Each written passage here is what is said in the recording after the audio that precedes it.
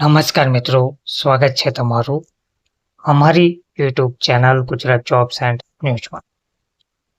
મિત્રો,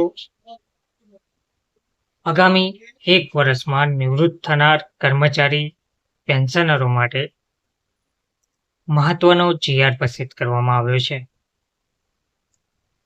સરકારી અનુદાનિત ગ્રાન્ટેડ પ્રાથમિક, માધ્યમિક અને ઉચ્ચતર માધ્યમિક શાળાઓ તમામ દ્વારા આગામી 1 વર્ષમાં નિવૃત્ત થનાર કર્મચારીના પેન્શન કેસ મોકલી આપવા બાબત આ GR પ્રસિદ્ધ કરવામાં આવ્યો છે, જેમાં જણાવવામાં આવ્યું છે ઉપરોક્ત વિષય અન્વયે અત્રેના જિલ્લાના નિયંત્રણ હેઠળની બિનસરકારી અનુદાનિત પ્રાથમિક, માધ્યમિક અને ઉચ્ચતર માધ્યમિક શાળાઓના કર્મચારીઓ કે જેઓ સત્રાંત લાભ સાથે તારીખ 31/5/2026 સુધીમાં નિવૃત્ત થનાર હોય તેમના પેન્શન કેસ જૂન 2025માં મોકલી આપવાના રહેશે.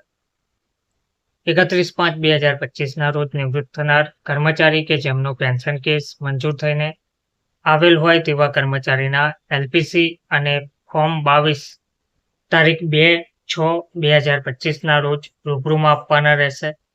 ત્યારબાદ આવેલ LPC બાબતે આચાર્યશ્રીએ રૂબરૂમાં વિલંબ અંગેનો આધારસર ખુલાસો રજૂ કરવાનો રહેશે.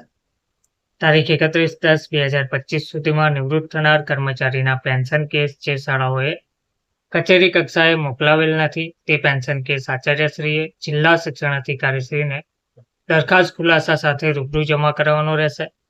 તારીખ 31/5/2026 સત્રાંત લાભ સાથેના રોજ નિવૃત્ત થનાર કર્મચારીઓના પેન્શન કેસ 30/6/2025 સુધીમાં અત્રેની કચેરીમાં મોકલી આપવાનો રહેશે.